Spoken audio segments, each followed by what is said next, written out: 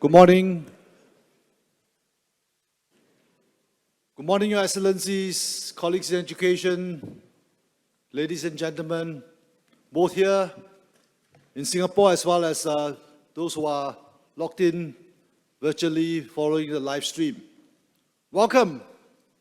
Welcome to ISTP 2024. And a very, very warm welcome to all of you to Singapore.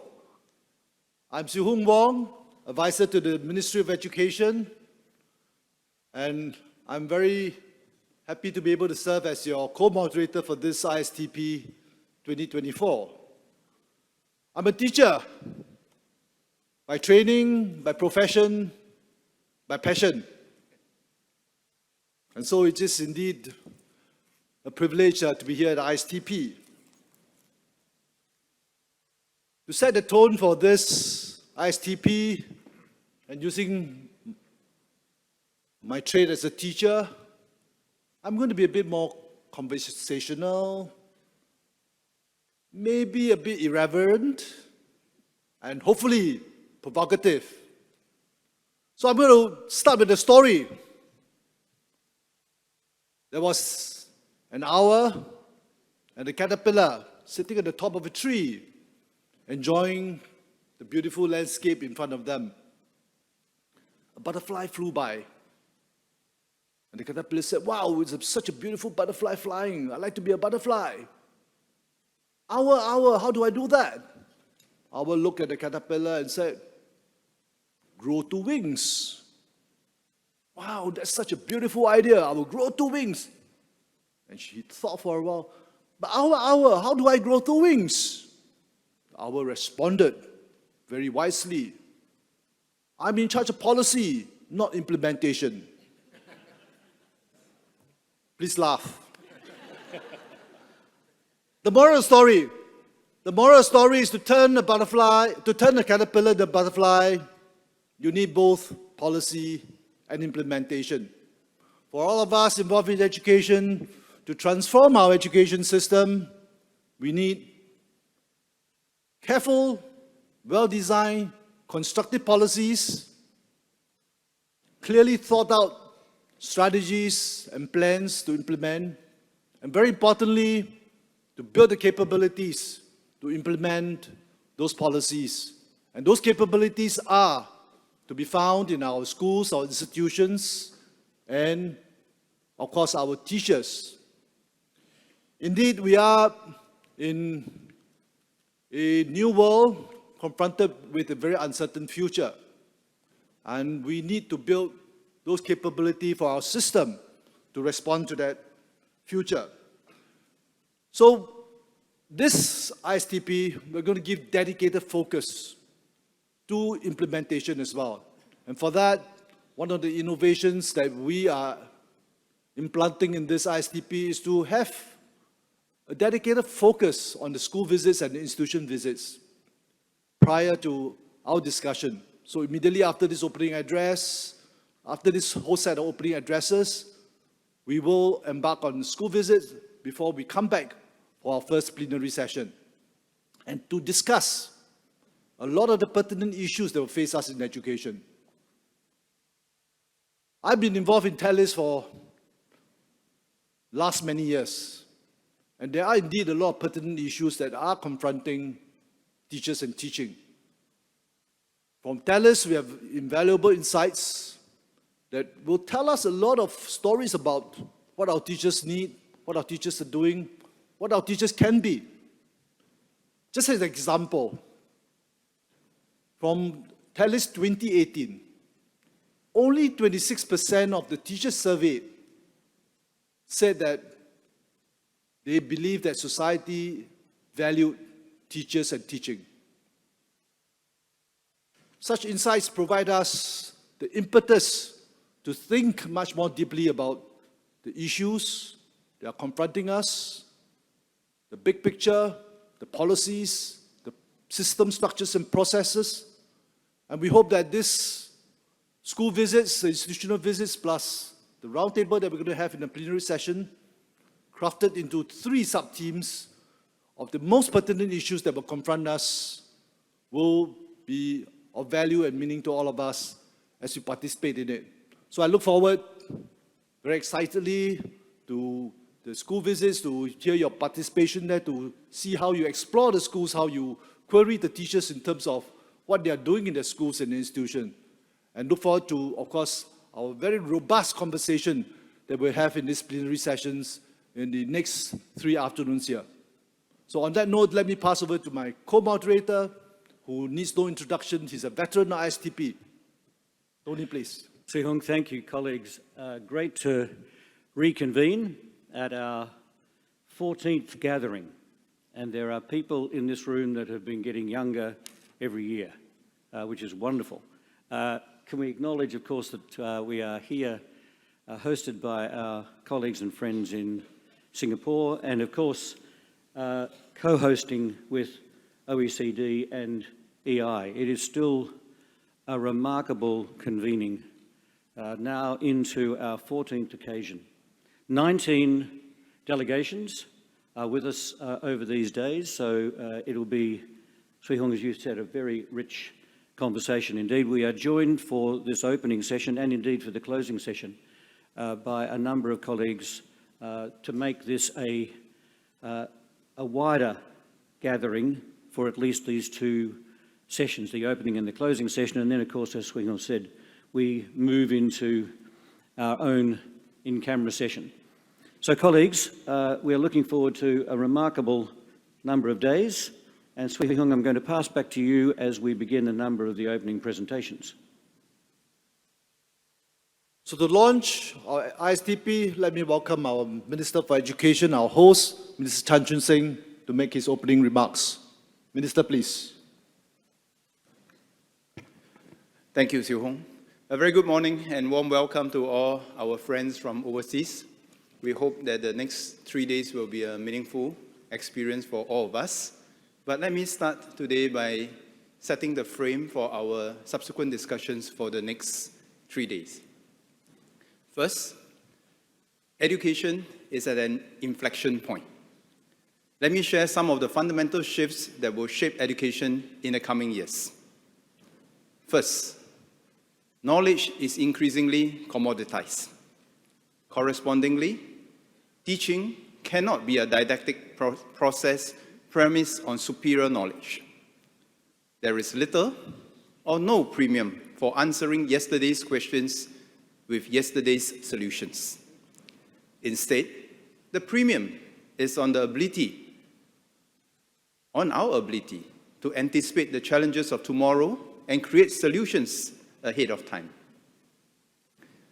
Second, technology, including generative artificial intelligence, allows mass customization and scaling of quality resources at speed. When well harnessed, these technologies enable us to scale up new and diverse pedagogies to meet the diverse needs of our learners. Third, lifelong learning is essential for lifelong success. Strong academic foundations are necessary, but no longer sufficient.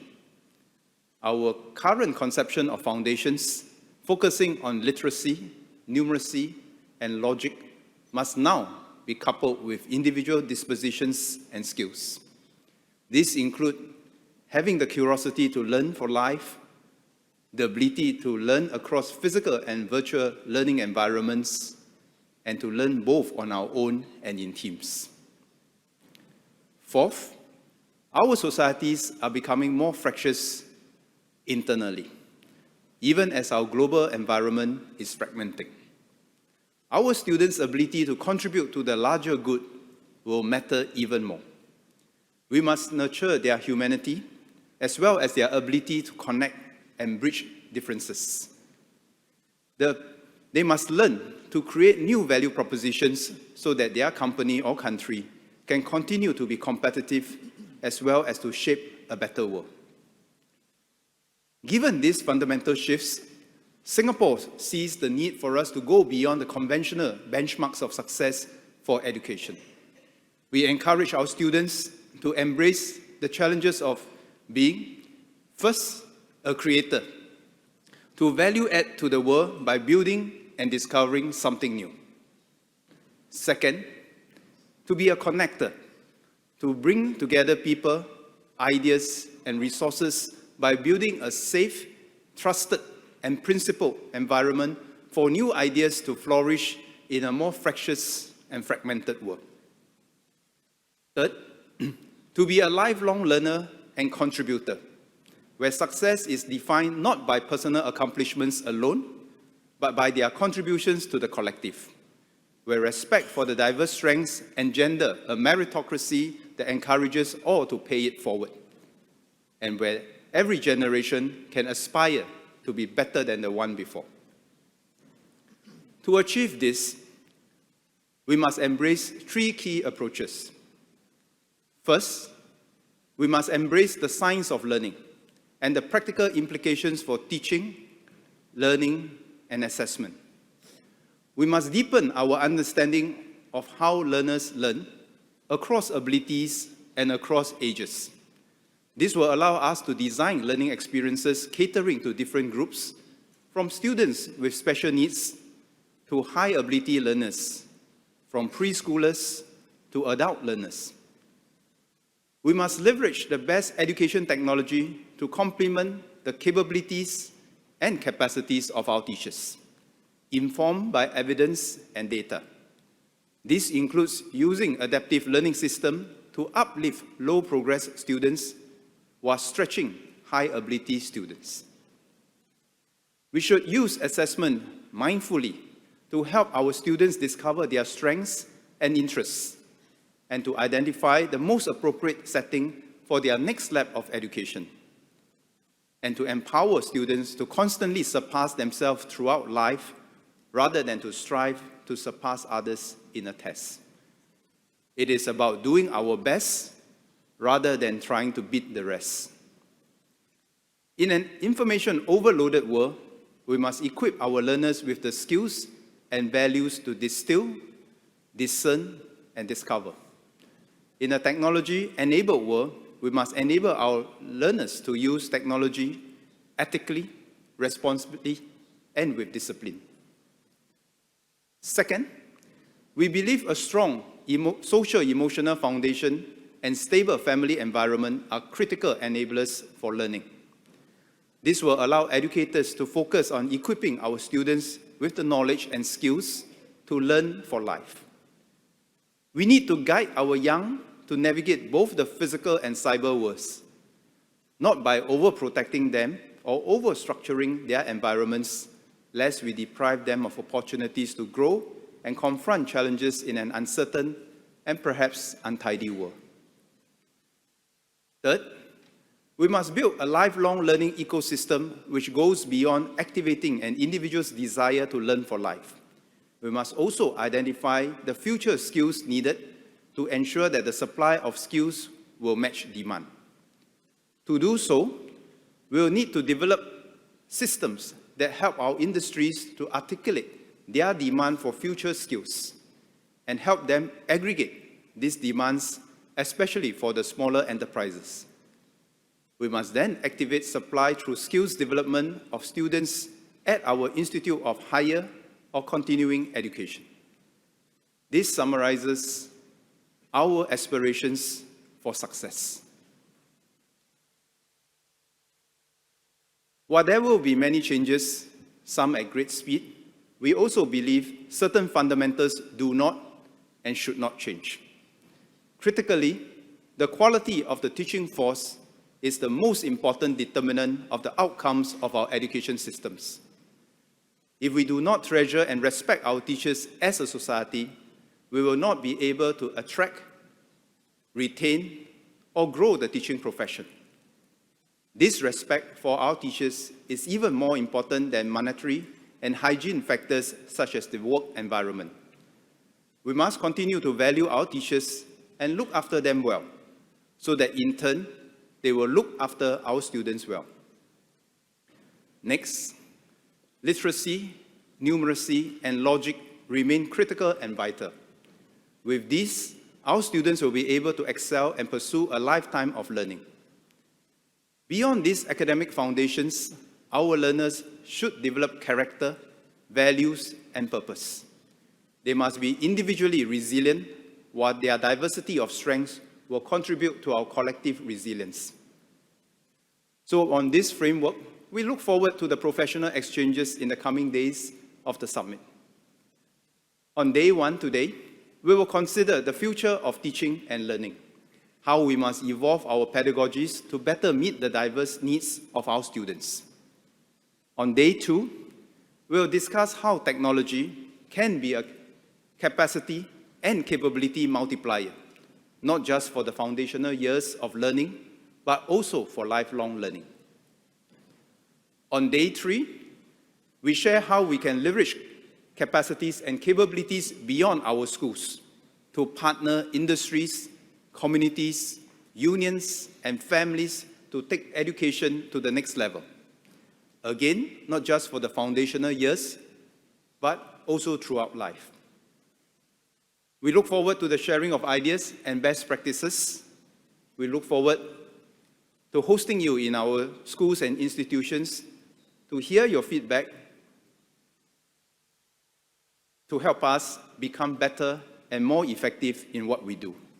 So on that note, thank you, and we wish you a fruitful and rewarding summit ahead, and we look forward to building up the professional links amongst ourselves so that we can all improve and do things for our people in service of our country. Thank you very much.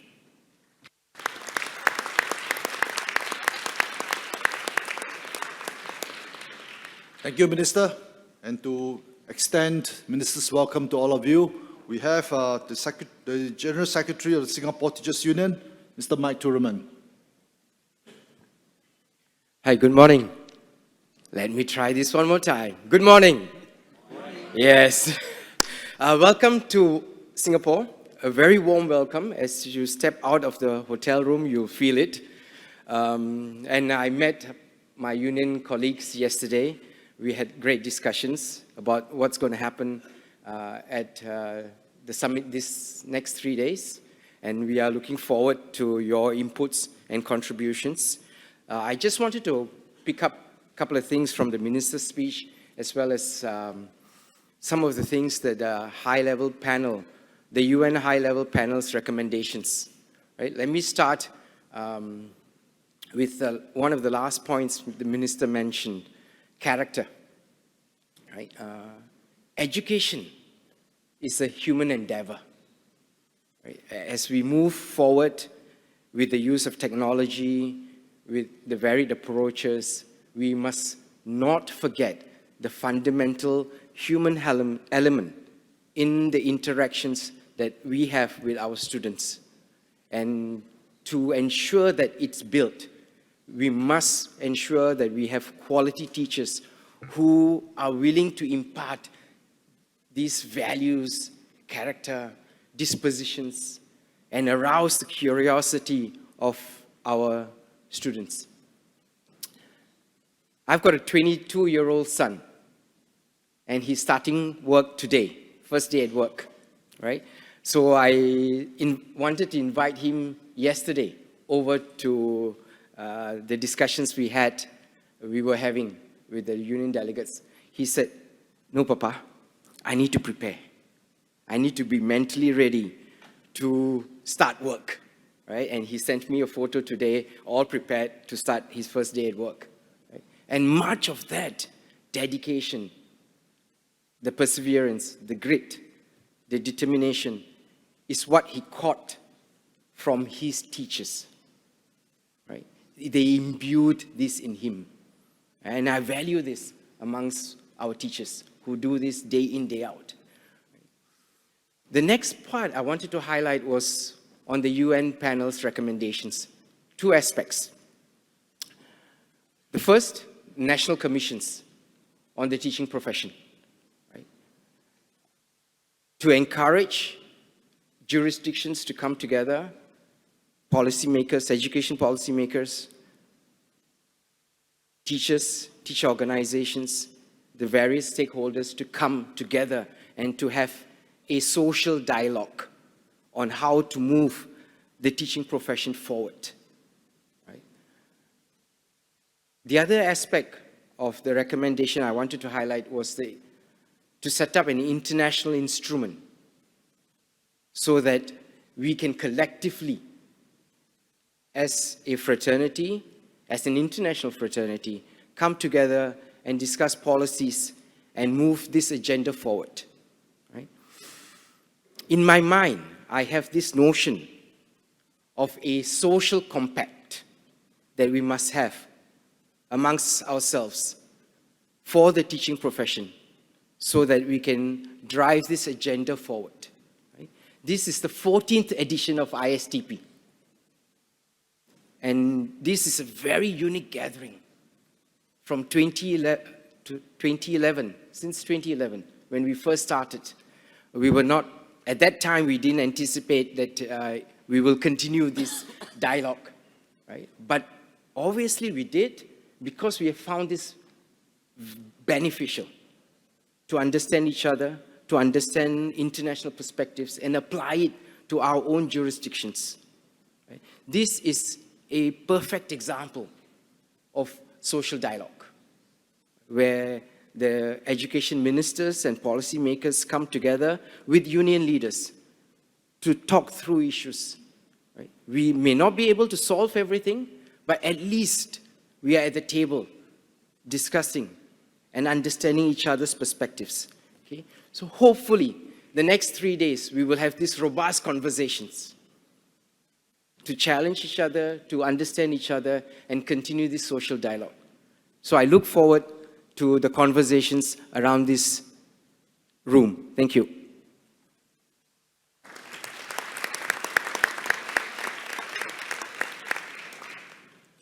Thank you, Mike.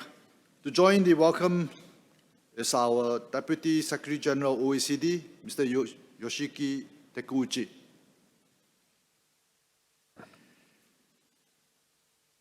Good morning, ministers and union leaders. Welcome to the International Summit on Teaching Professions. This summit offers us a unique opportunity to learn from high-performing and rapidly improving education systems and to discuss our collective efforts to transform the education. I extend my heartfelt thanks to Singapore for hosting this year's summit. Singapore's transformation from the third world to first in one generation is one of the Asia's great success stories, where education has played a leading role. When Singapore became independent in 1965, it was nothing like the gleaming hub of trade, finance, and transportation that it is today. No, it was relatively poor, had few natural resources, little fresh water, a rapidly growing population, substandard housing, and conflict among the ethnic and religious groups that made up its population was taking place.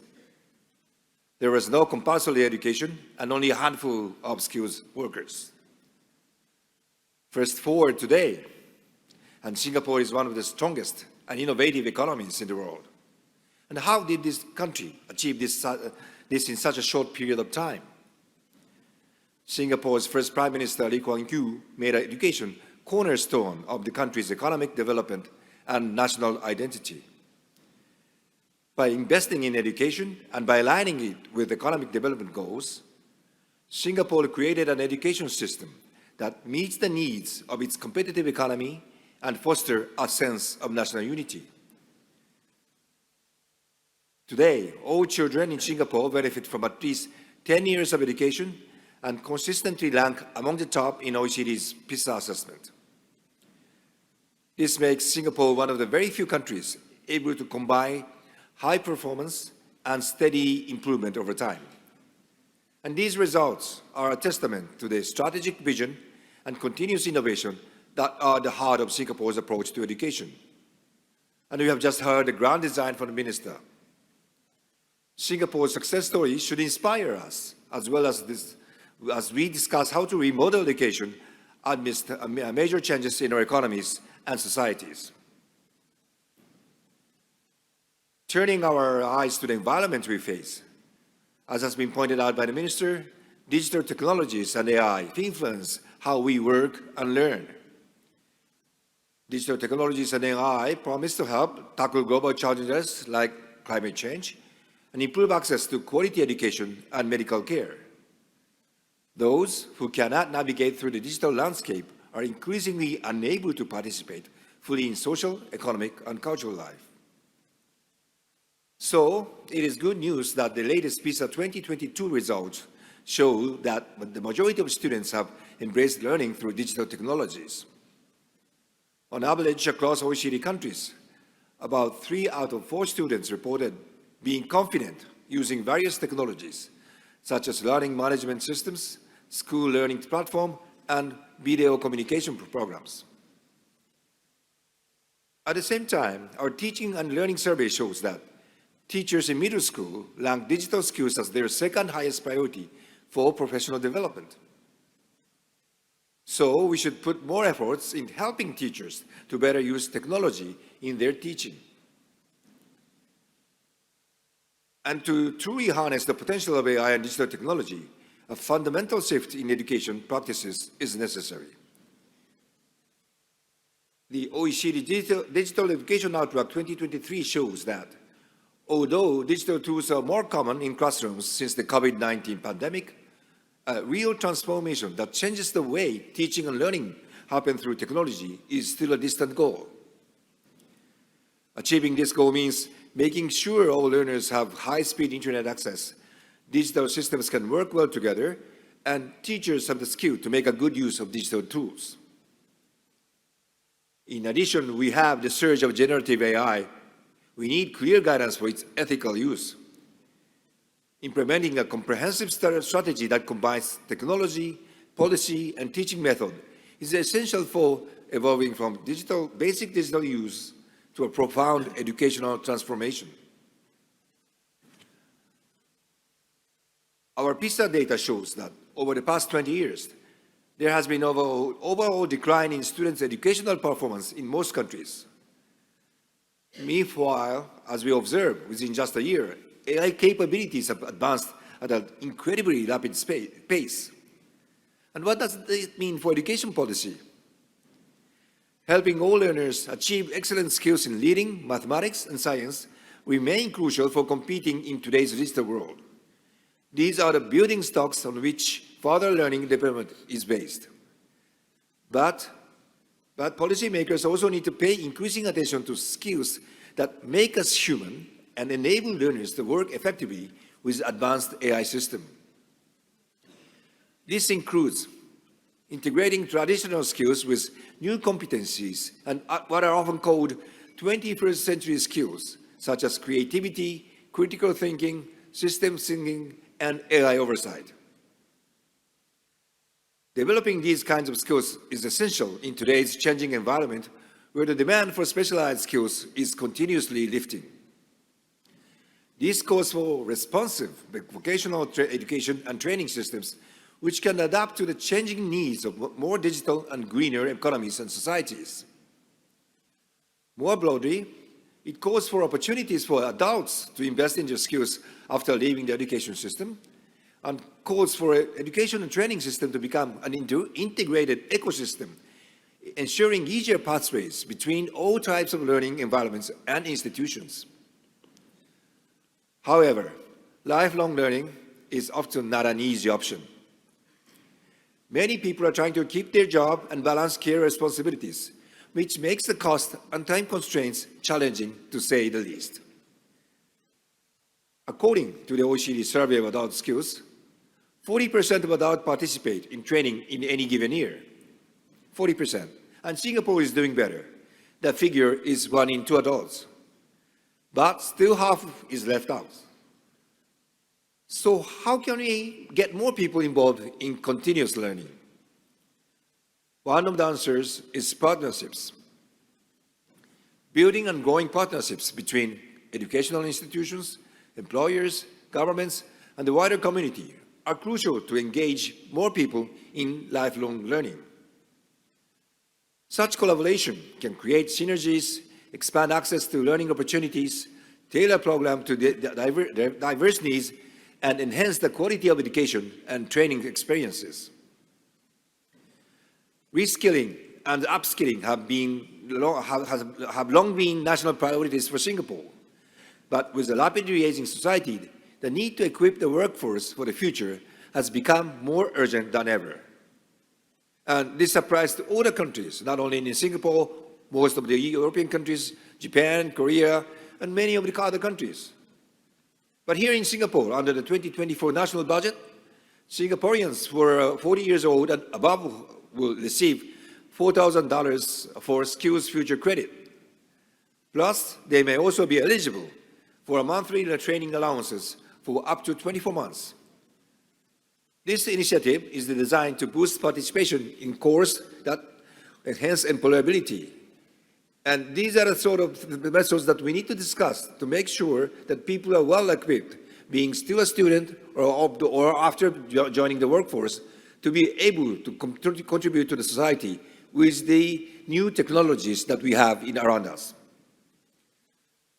So as policymakers and educators, our responsibility is to prepare future generations to navigate the challenges of the future. So I look forward to working with you during this year's summit. Together, we will forge ambitious commitments that will lay the groundwork for excellence, equity, and resilience in education. This will help build education and training system fit for the future, and empower educators and learners to achieve even more. Thank you very much.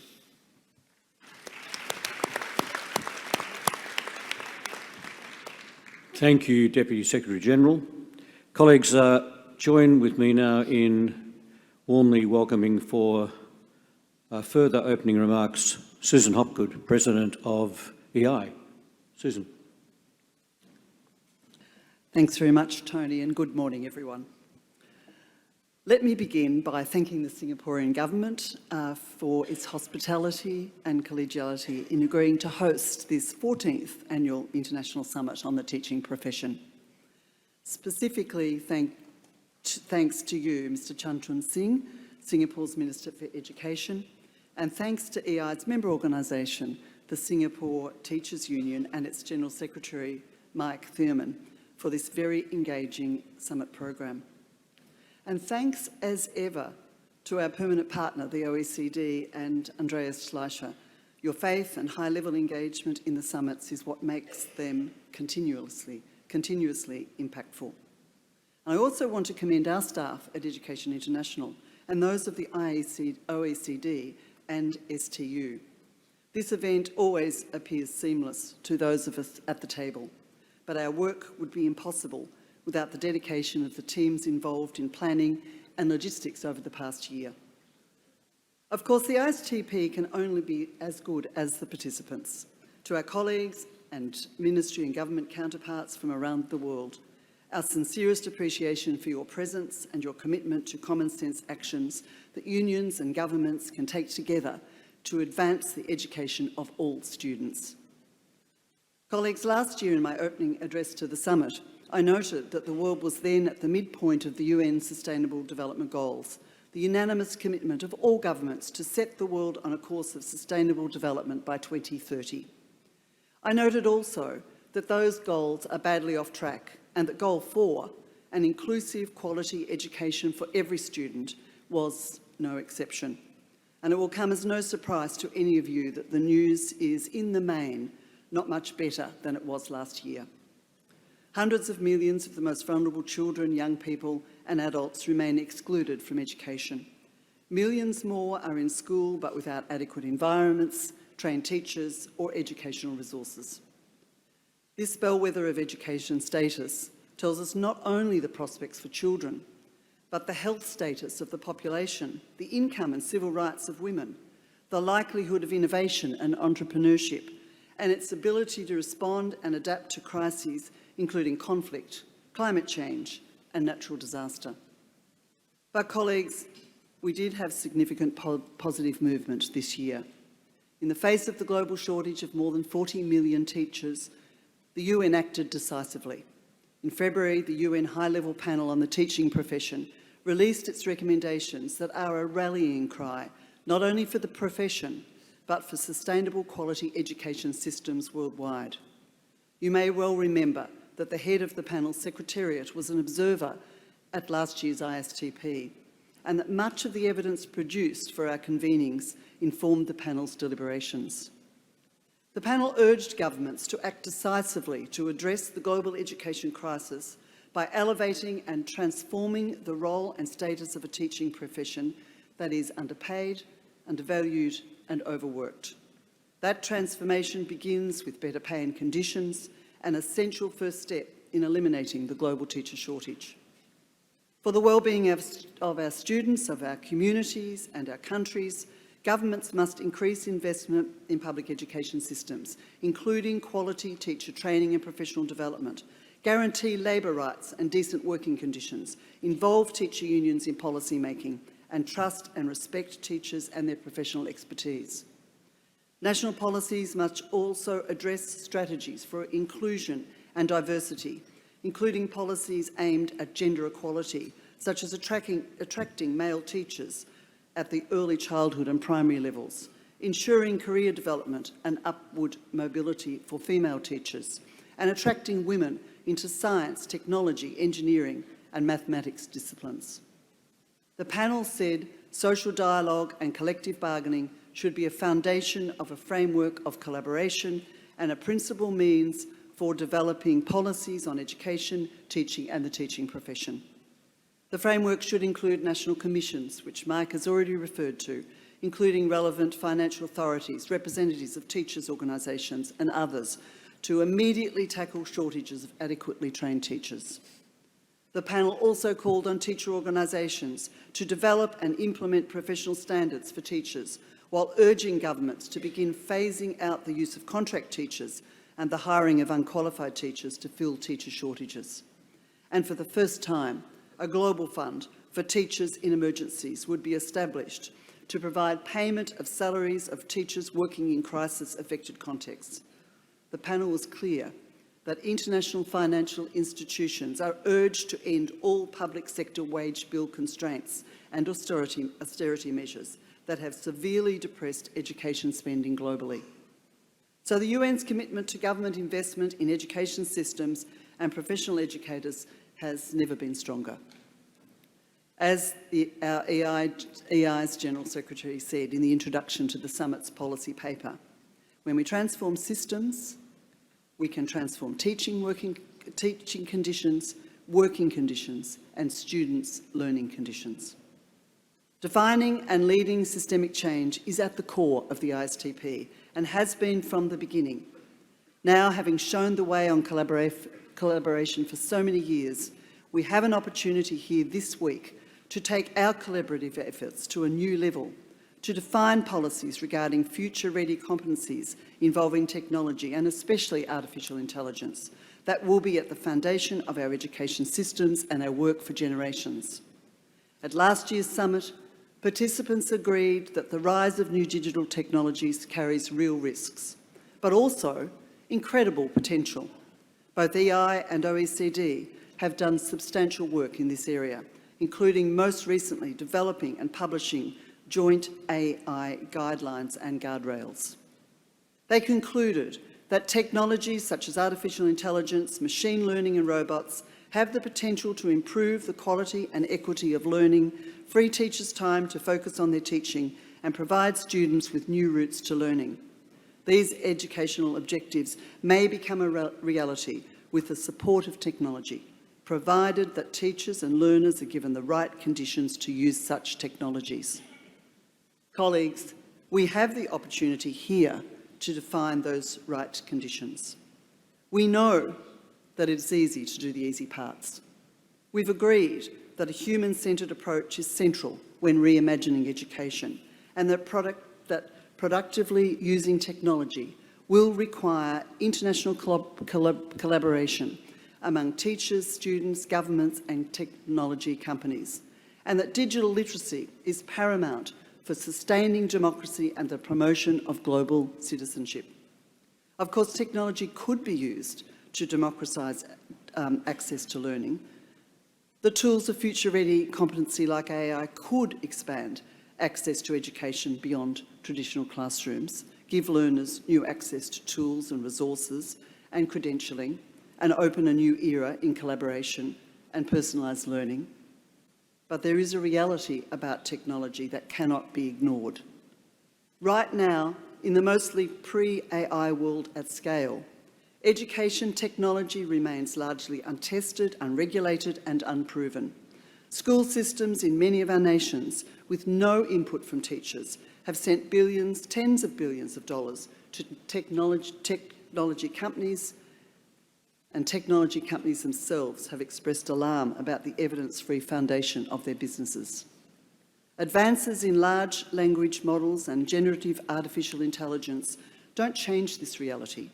Tech companies are moving as fast as they can to integrate AI into the information mainstream, adding AI functionality to a variety of consumer products and spending billions to compete with each other. The tech industry is doing what it is designed to do. Its one role, to maximise profits. And of course, that's a very different role than ours. We need to think about maximising education systems for the benefit of our students. We also need to think of community schools and design partnerships that support our students, the whole child. Our role as leaders is to shape these systems and keep them relevant for student success, for the kinds of professional collaboration and growth that keep students and teachers engaged with tools that can be trusted in the context of human interaction and time to use them effectively. No one will argue with our recitations of high-minded aspirations. Education technology that is designed responsibly and deployed equitably, focused on complementing and enhancing the role of educators in guiding and inspiring learners, can be a profound component of education systems. But in practice, in policy, this cannot be left to technology companies any more than we leave public health decisions to tobacco companies, or climate policies to drilling and mining cartels. Our students cannot be the crash test dummies of a global experiment. This is our responsibility, all of us in the spirit of ISTP, in the name of the human-centred approach we champion together. We need responsive governments and regulation with teeth. We need a robust public sector with expertise. We need a way to tell if information is true and images are real. More than accountability, we need culpability for the youth-targeted algorithms of social media that grow hate, shame and dysphoric behaviours. Platforms need to be put on notice that elevating misinformation gets them fined, sanctioned and even shut down. Of course, AI tools are in many, probably most of our classrooms right now, and teachers aren't waiting on conference agreements or even policies, and neither are students. If the early days of COVID offer any guidance, and I think they should, our teachers are very hard at work, adapting the tools they can find, sharing what works with their colleagues, and navigating the various forms of introduction to their students. Our challenge in policy and practice, and of course in the politics that surrounds us all, is to come together around shared principles to find common ground on the crucial questions. Do we simply foster the learning and sharing that is already underway? Do we have a say in protecting our schools from the bad actors? Is there a role for us through our governments to clean up the lawless and dangerous reaches of the internet that are proving so destructive, especially to our children? And if there is a role, what is the right tone and volume for our collaborative vision, the manifestation in policy, and the forum for its expression? These are only some of the questions, some of the choices before us. We know that our inaction as a sector leaves the leadership to others. Momentum is inevitable, but progress is not. We also know that when we decide to agree, to find consensus, to build meaningful partnerships, to work together, we are powerful. Colleagues, in our work, in our communities and nations on these crucial issues, our collective voice can make the difference. We can be the decision makers. And in that spirit, welcome to this International Summit.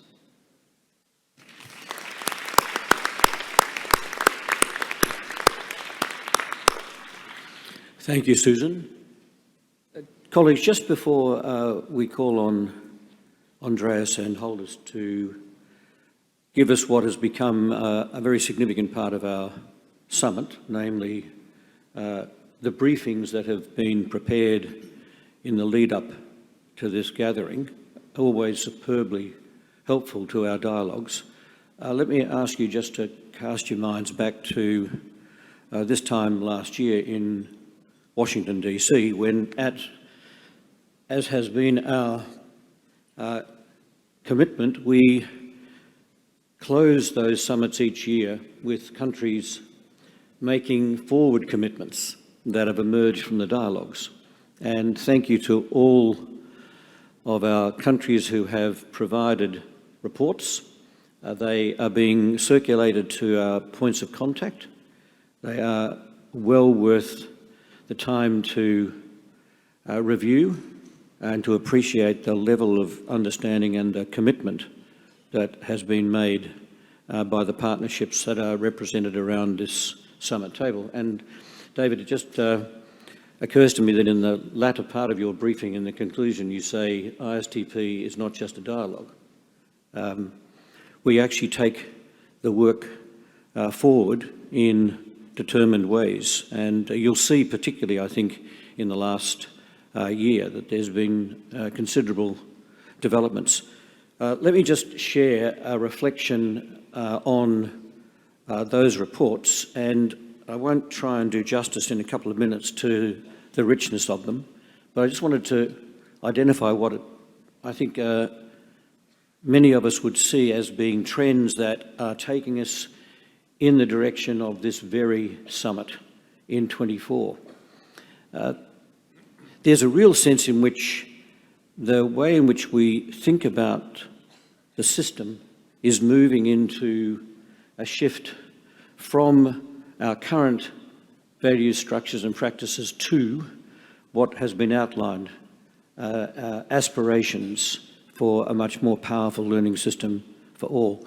But what I read in these reports is that it's not just a question of a list of reforms or improvements.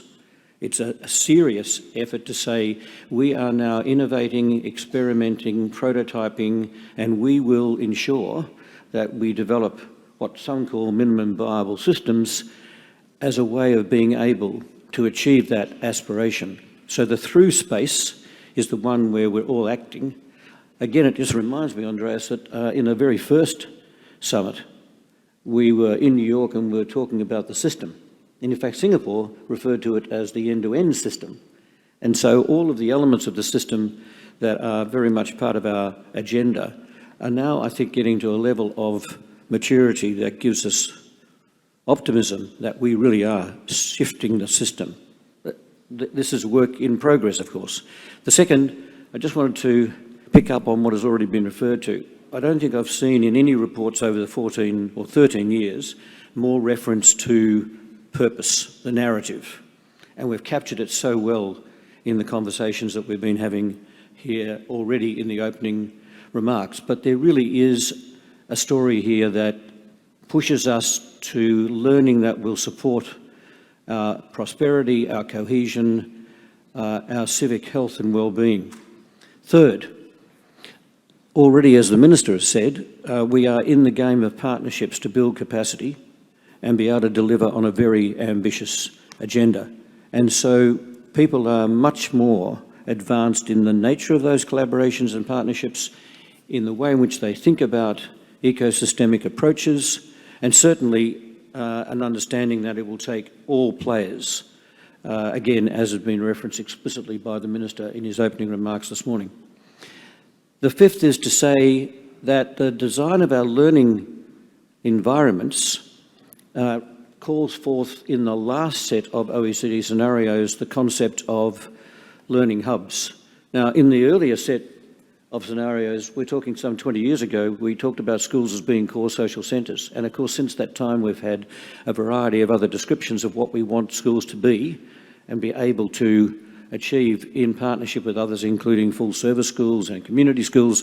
What we are seeing here in many of the reports is an embrace of learning hubs that will provide something crucial. In other words, it's exactly the reverse of a deschooling agenda. This is schools front and centre.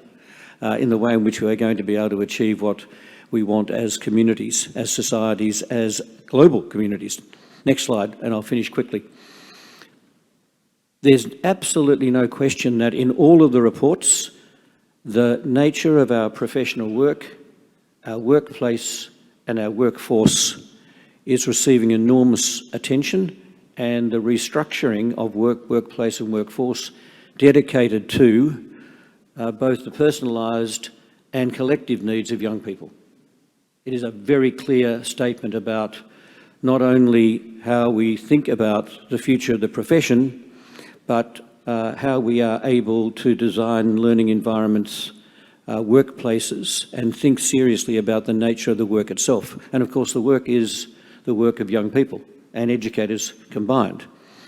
The workforce and its commitment to continuous development is now in virtually every one of the country progress reports, front and centre. Deeper learning and obviously attention in the context of the current environment of digital expertise. There's certainly a commitment to agency, and the agency is not just simply the agency of young people, it's the agency of educators and our partners.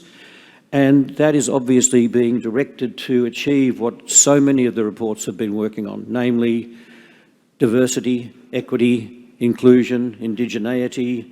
These are the things that are coming through in terms of the agendas for action. Finally, a couple of quick points.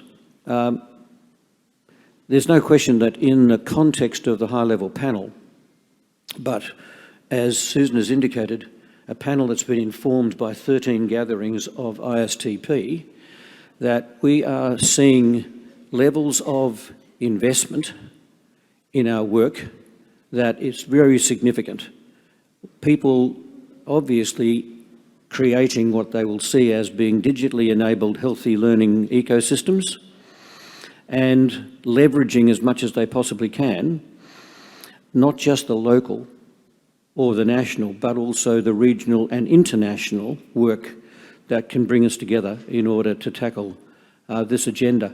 And so finally, I thought I'd just invoke, in the spirit of international responsibility, shared responsibility, what you might remember in the first set of OECD scenarios, a scenario where there was the possibility of teacher exodus or teacher meltdown. Most of us did not contemplate that as being a serious scenario at that point. And yet now we know we must move in the way that ISTP is moving, in the way that the high-level panel is moving in order to tackle the very real challenges. So these are the trends that have been played out over the last 12 months as they are revealed in the reports. They certainly provide a very useful entry point for the three themes that we have before us over the next couple of days. They are an integrated agenda, not three separate, discrete themes. Three that come together in a very powerful way for our collective action. And obviously, we will see the extent to which that plays out in our deliberations and then on day 3 in your 2024 country commitments. So colleagues, thank you again for the work that is done to make sure that we're all informed about the progress that we are making individually and collectively. With that said, can I pass to Andreas Schleicher, Director of Education and Skills at OECD, for what will be the first of 2 briefings that give us the kind of entry point that will be very, very helpful to the coming days. So, Andreas, thank you. Thank you very much, Tony. And colleagues, if I can have my slides, please. Yes. Colleagues, when we met last in Washington, the pandemic was still very much on our minds. And meanwhile, we have seen how the future always surprises us, for better or worse. Now, climate change is going to disrupt our lives a lot more than this pandemic. And artificial intelligence challenges much of what we took for granted in education. And there's so many other factors shaping our future. And as humans, we may never become good at predicting the future, but the better we become at imagining different versions of the future, the better we will be prepared for the future that will eventually arrive. Just think about how technology has transformed the world over the last 2 decades. In the early 2000s, literacy was mainly about extracting information from linear texts. Now, when you didn't have your answer, you could look it up in your school book and you could trust the answer to be true. Today, when you look up things on Google, you get 10,000 answers to your questions, and nobody's going to tell you what's right and what is wrong. The trouble is that across OECD countries, PISA shows the skills of 15-year-olds have not progressed. And in fact, since 2018, mathematics skills dropped sharply by the equivalent of 3/4 of a school year. And that's not just about the pandemic. Well, you know, some countries have bucked that trend and continue to push forward. You can see how Singapore moved from good to great and kept advancing even during the pandemic. Or look at Mackay, Japan, Estonia. You can see Portugal, Hungary, Israel also seeing good progress. Turkey, considerable headway, and at the same time also getting more students enrolled.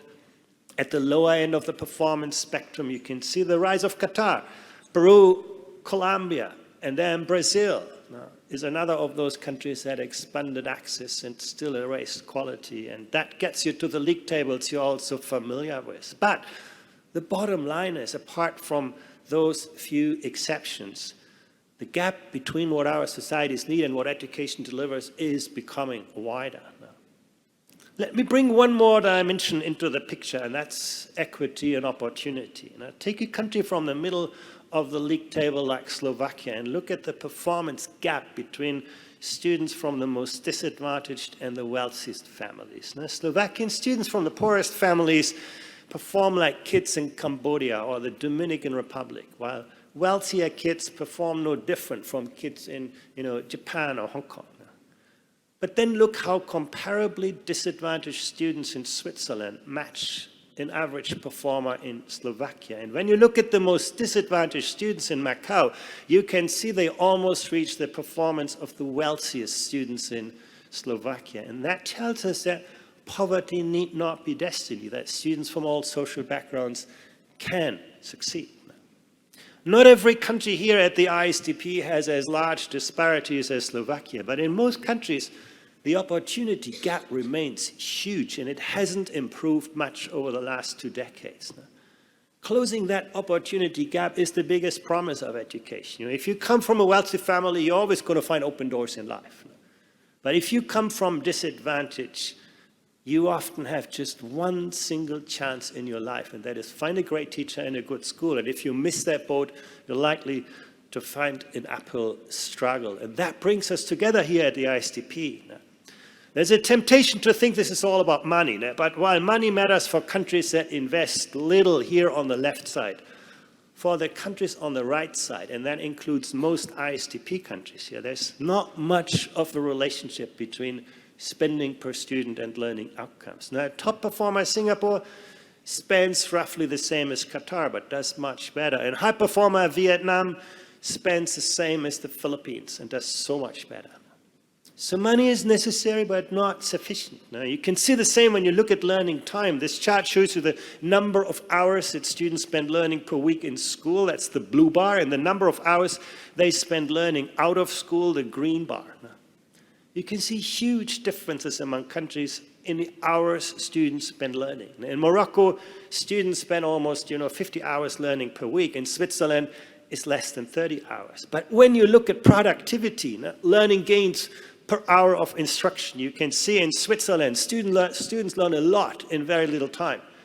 Whereas in Morocco, students spend a lot of time and learn very little. And that's not so difficult to understand. Learning is always the product of the hours you spend and the quality of teaching. And that's what makes our summit so valuable. So what does it mean for the future-ready learners, our first theme here at the summit? Well, we know that the kind of things that are easy to teach and test have now become easy to digitize and automate. Now, the world no longer rewards you just for what you know. Google knows everything. The world rewards you for what you can do with what you know. We also see technology-intensive tasks are on the rise, and if you put the two things together, that's the future of work. Look at the speed of those developments. In the PISA test, 15-year-olds got close to 60% of the reading tasks right and 50% of the mathematics tasks. That same year, ChatGPT got close to 80% of the reading tasks right and close to 30% of the math tasks. When GPT-4 came out in March 23, it got 46% of the math tasks right, pretty close to humans. And in September 23, it surpassed 15-year-olds also in mathematics.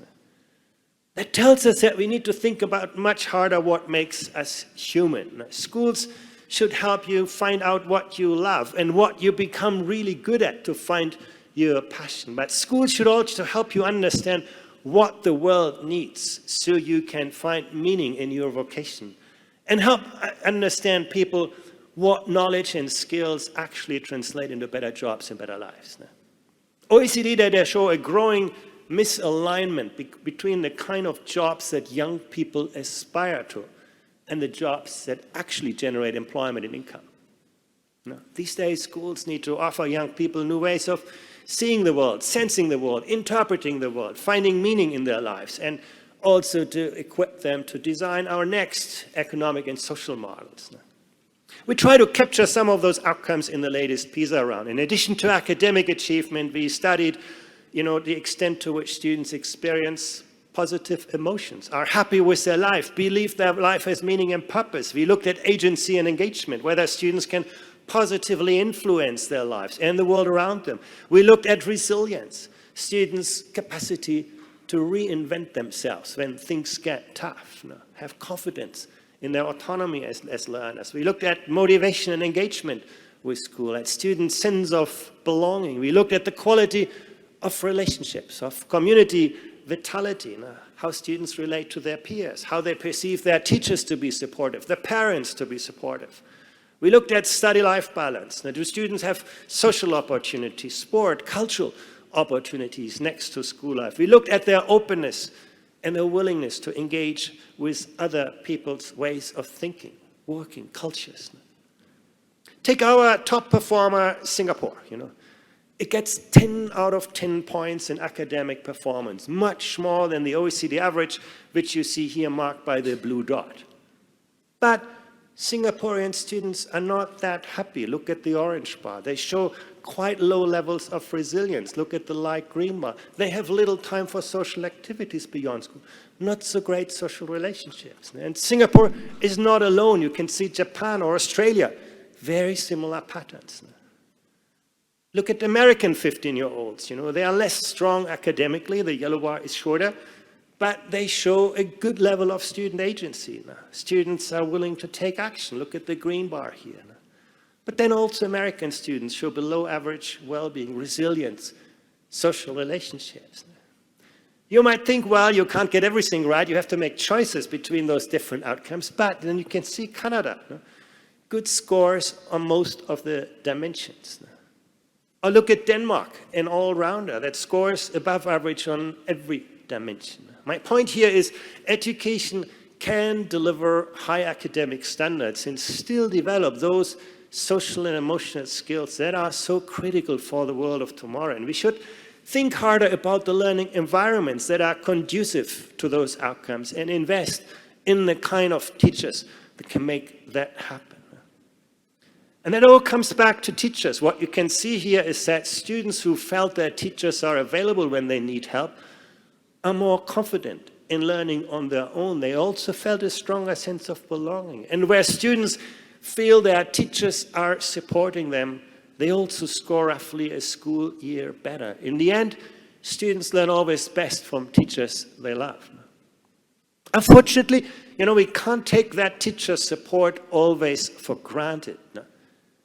We asked students how well they felt supported during the pandemic. What you can see here is that on average across countries, close to half of the students in the pandemic were offered, live virtual classes, they got material on learning platforms, assignments. On the right side, the bars are all quite long. But things do not look so great when it comes to the social connections. See the shorter bars on the left side. Think about it. Just 13% of students had a teacher asking them every day, how are you? That's not a very difficult question to ask, but it seems to get lost in schools that have become increasingly transactional. And that brings us to the second theme. Will technology, super empower learners and teachers or make learning even more transactional? Well, you know, technology has shaped education already for some time, but it was really the pandemic that woke schools up to the digital age that is radically transforming learning. The most visible benefit has been greater personalization. While you study math on a computer, AI can study how you learn and then make your learning experience so much more granular, so much more adaptive, so much more interactive. You know, AI can be a great enabler of personalization. Traditionally, we have seen little personalization and little tech enablement in schools. Of course, you know, personalization is not per se about technology. Nothing can beat tutoring as a way to personalize learning, but tutoring is just very difficult to scale. Throwing devices into classrooms doesn't necessarily lead to greater personalization. It's always about reconfiguring the spaces, the time, the people, the technology, the relationships that lead to superior learning experiences. That's what we should be focusing on in session 2. It's also about more than personalization. Digital learning games can make learning fun. You know, simulations let you do things that are difficult or costly to do in the real world. Why would you listen to your teacher explaining the results of a scientific experiment when you can do that in a virtual laboratory? You know? Augmented reality super empowers the real world, and it's already transforming vocational education and training. Robots have become quite effective peer learners. Explaining what you know to others, even a robot, turns out a better way to reinforce your own understanding than just listening to someone explaining things to you. We also see great leaps in exams and tests. Now, one of the greatest mistakes we made in the history of education was to divorce learning from assessment. Now, we ask students to pile up years and years of learning, and then one day we pull them back and say, well, tell me everything that you know in a very contrived, constrained setting, and we call that an exam. Well, AI gives us the tools to reunite learning and assessment, to provide that immediate feedback that helps students learn better, teachers teach better, schools to become more effective. Learning analytics hold perhaps the greatest promise. Teachers can now get a real sense how different students learn differently, where students get interested, where they get bored, where they advance, where they get stuck. And so teachers can get a better sense of what extra support students need. AI helps students to discover new worlds. You can now do a virtual apprenticeship. You know, AI helps students learn and practice in new ways. And perhaps most importantly, take greater ownership over what they learn and how they learn and where they learn and when in their lives they learn. And it frees teachers from administrative work, you know, helps them prepare their lessons, engage in coaching, feedback, appraisal. We've seen so many good examples. But let's make a reality check here. Here you see the time that students spend using devices for learning at school in blue, and the time that students use devices for leisure at school in green. When you compare that with the hours students spend in regular classes, you know, that's the blue diamond here, you see that the use of technology now covers much of the school day. For students, the digital world has already become the real world. The question, of course, is, you know, whether spending time online is a good thing or a bad thing? And the answer differs depending on how technology is used. Now, when technology is used for learning by teachers, you know, the relationship between hours of technology use and mathematics performance is pretty flat now. But the more students use their smartphones for leisure at school, the lower learning outcomes. Now. And that negative relationship between smartphone use and learning, but also student well-being, is pretty consistent across countries. Now. And it's not so surprising, you know, when students use their smartphone at school in most lessons, they were much more likely to be distracted from their lessons. So what can we do about this? We didn't find much of a difference in students being distracted when schools had some written policy or teachers negotiated rules for smartphone use with their students. Now, students pretty much ignore what teachers and school leaders tell them. The only thing that clearly linked to less distraction was a ban on smartphones, as indicated here by the red bar. The data also show that students who feel anxious when they don't have their smartphone with them do a lot less well in mathematics. They're also less satisfied with their lives. They have a harder time managing themselves. They are less resistant to stress. And apart from that, you know, a few countries really use the potential of AI in schools. For example, from 29 countries that we studied, just 4 use AI-based career guidance. Just 5 use AI for early warning and prediction, which is what AI is really good at. And just 11 use digital credentials. A lot more headway for progress. What's also causing teachers headaches is that many of the digital systems are poorly interoperable. They don't speak with each other. They leave teachers with a fragmented set of tools that don't work in conjunction. And then you see just the minority of countries have clear standards and rules for strengthening teacher skills, particularly when it comes to in-service training. That's the right bar here. And Susan alluded to this already. And that's really important, you know. AI will never replace teachers because teaching is always a social, relational experience. But teachers who are good at using AI are likely to replace teachers who struggle with using AI. In some, you know, smart education is not about technology, but about a radical reimagination of what, you know, teaching and learning can be when empowered by technology. We need to shift attention from technology to learning activity. The hardware needs to evolve so that devices are more present but less visible, less distracting. And we need smart systems that work for all, that have equity not bolted on but at their core. And we need to see that AI empowers teachers to reinvent themselves as really creative designers of innovative learning environments, as mentors, as coaches, as tutors, as peers. And what you as ministers and union leaders can do is to cultivate a more innovation-friendly ecosystem through well-thought-out regulation that fosters transparent, explainable, bias-free, socially negotiated applications, through more strategic funding, more better procurement, and through capacity investments. The promise is huge. You know, technology can help us personalize learning, foster inclusion, enhance teaching, make education so much more relevant to our times. But we need to mitigate risks. Think of the remaining digital divides. Think of the often still poor performance of digital tools or new and amplified biases. We need to focus on what's useful, not on what's technologically possible. And then there's privacy, data protection, question around the ethics of AI. OECD and Education International have worked together to establish opportunities, guidelines, and guardrails for AI in education. And you will find them actually in your background pack. Let me leave you with one last thought. You know, we tend to build a narrative that technology is preparing young people for the digital world. But it could be more complex than that. Look at this chart. The more frequently students read very traditional books in very traditional paper format, the better they come out on digital literacy. And the more frequently students read on digital devices, the lower they perform on the PISA digital literacy test. In fact, you know, the students that came out highest on the PISA test of digital literacy were those who had read books of over 100 pages for school. And those were also the students who enjoyed reading more. So don't discount the analog world yet when it comes to preparing students for tomorrow. Thank you.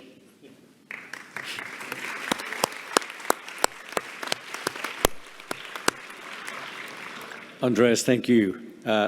Always remarkably stimulating, motivating and inspirational. So, Haldis Holst, Deputy General Secretary of EI. We have looked forward each year, as I've mentioned, to both the OECD briefing and the EI briefing. It's over to you. Thank you very much, Tony, and thank you very much to Andreas and all the other speakers that have informed the summit before me. Sort of coming at the end, you're wondering what's left to say, because so many good things and important things have been said. But I'm going to start by going back to our first moderator, who started by saying that he was a teacher by training, by profession, and by passion. And so am I. And so are the representatives for Education International here. So this is going to be a bit of a practitioner's framing going into it. That is, can also inform together with the data and the policy reflections that Andreas has given. We also started the morning with a story that ended in what do we need for a caterpillar to become a butterfly? And I believe that the conclusion was that we need relevant policy and we need implementation. For us to reimagine the future for teachers and for education, yes, we are going to talk a lot about policy. And we are going to talk about implementation. And like for every reform, it's often back to implementation, implementation, implementation. And for implementation to happen, we know it won't happen without the teacher in the classroom, because they are the last link that has to make change happen. When I started teaching very many years ago, even before the World Wide Web was up, according to Andreas' 1989 scale of time there, I had been trained in a national curriculum. And as I started my teaching profession, there was a reform coming up, a new curriculum, which meant that my practice had to be adapted to a new curriculum as one of the first things I did. A very smart, probably not just one person, but multiple people, decided to invest in that implementation. They invested in training me as a workplace rep on behalf of the teaching profession and my principal. We were trained together. We were given time, we were given space to discuss how are we going to do this. That shaped me as a teacher and as a trade unionist. It made me feel valued.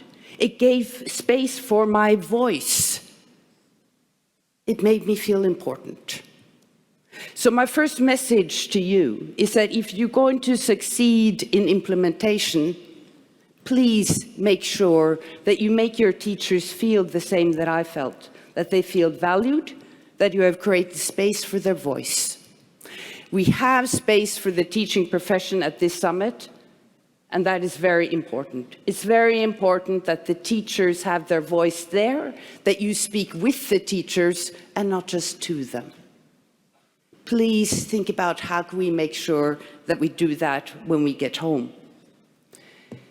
Several have referred to the high-level panel on the teaching profession, which also has been working since we had our last summit. That also gave place for the voice of the teaching profession. We've heard both Susan and Mike who were on that high-level panel. So they spoke with teachers and not just to them. In the briefing from Education International, you will find the recommendations, 59 in all. They are not in contradiction to the themes we are discussing here. We have tried to illustrate how they actually underpin the topics at the summit. These are the summit and the high-level panel. They do play in dialogue, because it's dialogue it is about. It is about connecting the dots, listening to all the voices, and then making your decision. It is based on the vision statement of the United Nations Secretary General when we talked about transforming education. Now we're talking about reimagining. We want to transform it into what we are reimagining. If we go to the first topic here, future of learning and implications for teaching, I talked about curricular reform.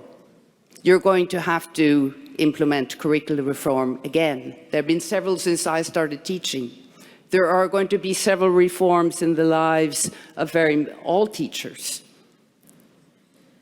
They need to involve the teaching profession. You need to find how can you implement that dialogue that involves the classroom teacher, all the way from the top here in Singapore to your national level, to your regional level, to your classroom. Your structures of curricula will be different. But how can you, from the beginning, from creating the reform until implementing it, make sure there's not a disconnect? The minute the disconnect is there, the implementation breaks, and you'll fall back to business as usual. And you must make sure that you also then look at your teacher training, your initial teacher training. and the continuous professional development. As I said, I started teaching before the World Wide Web. If I was still in the classroom, I surely hope I would have had proper professional development to be able to keep up with the changes in the world.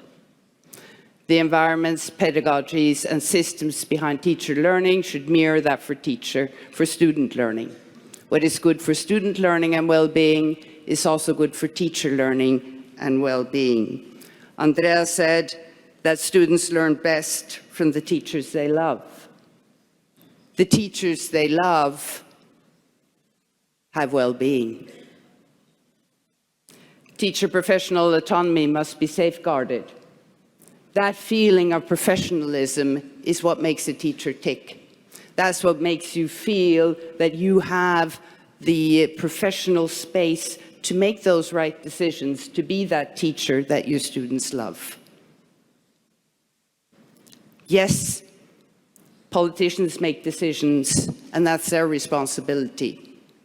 But it is the profession that chooses how to implement them in their classroom and make the choices that are best for their students that they know.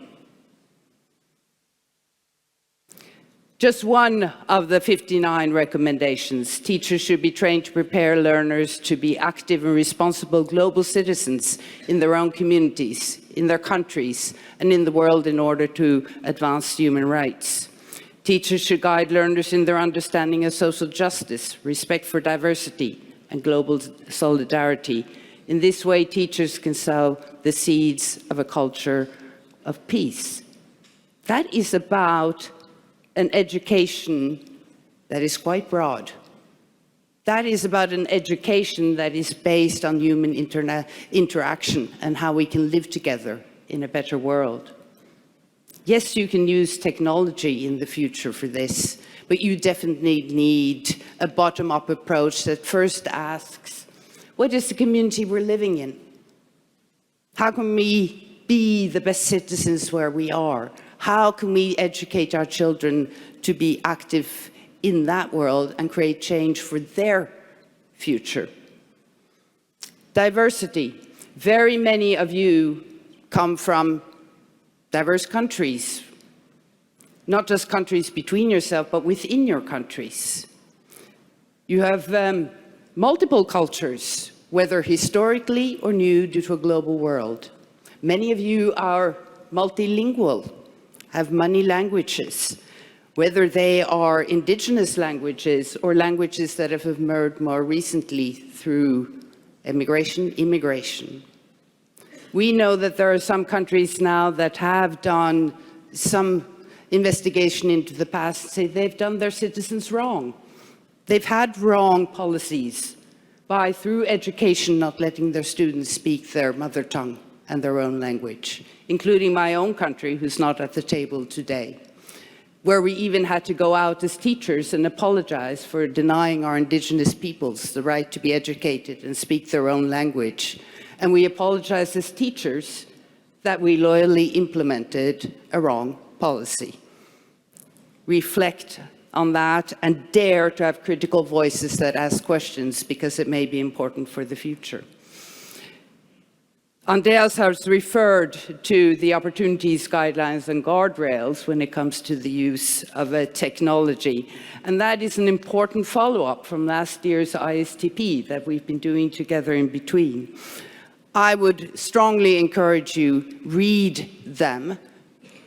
And if you have not had the dialogue to create the policy of how you are going to deal with technology in education at home, please do it.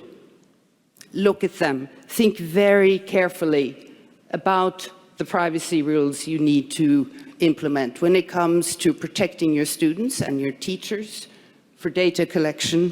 Think very carefully through the notion of well-being for both your students and your teachers and how that is going to be done. Think very carefully how you're going to ensure that the professional autonomy of teachers is still there. That what you're doing is asking, what do we want to achieve? And then you choose your tool. That goes for technology as well as for all other tools. It's not technology first, and then what can we use it for? The other way around. equity, quality, efficiency. Because we're going to talk about technology and transforming education, and specifically vocational education and training. Again, talk to your teachers.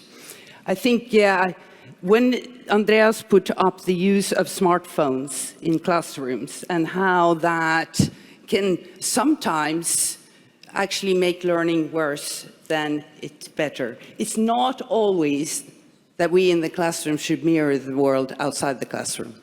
Sometimes it can be the right decision to actually do the opposite. So perhaps we actually need to create that space for our students to read books on paper.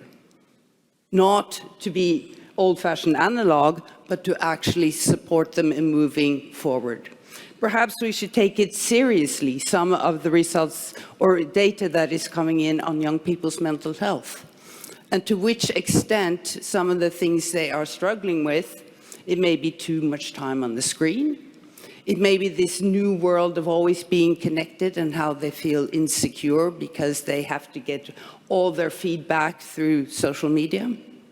How do we as school deal with it? So it's not just about the technology, but how are we relevant for our students' lives so that they can be better citizens moving forward, so that it is human-centered. And yes, we can use AI and technology for assessment, but I would like to emphasize that assessment, some of it, is also human. And while technology can help us, you know, if it's summarizing a standardized test, do remember that the most used assessment form for a teacher is observation.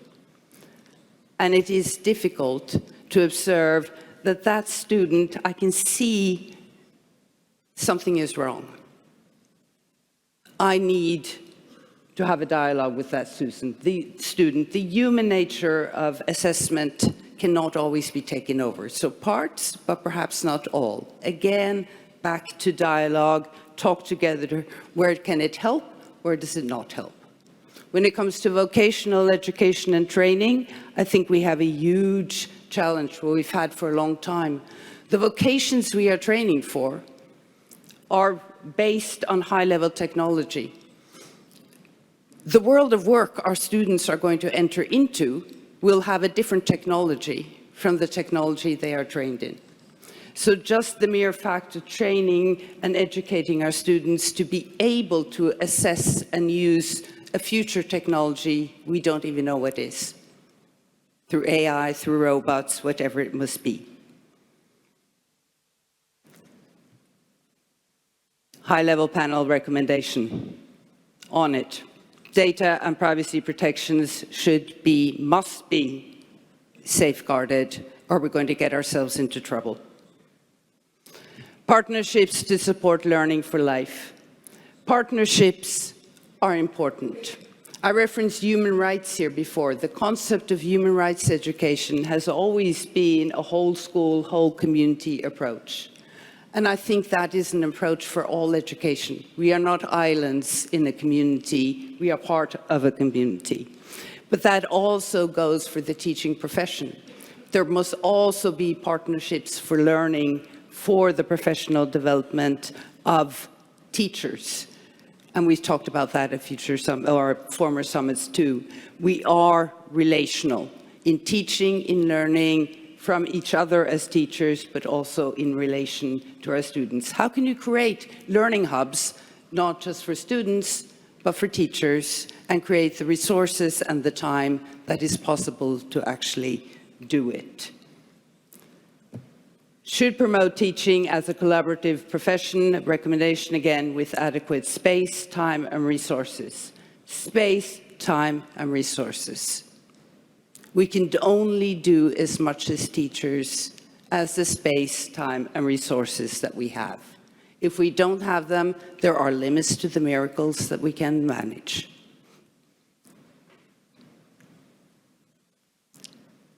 So with that, I wish you the best for your dialogue, because that's what it's about. It's dialogue, and remember, the most important part of a dialogue is to listen and to also be granted the privilege of voice.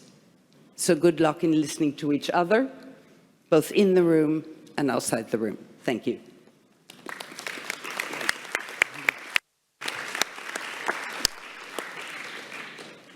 Thank you so much, Haldis.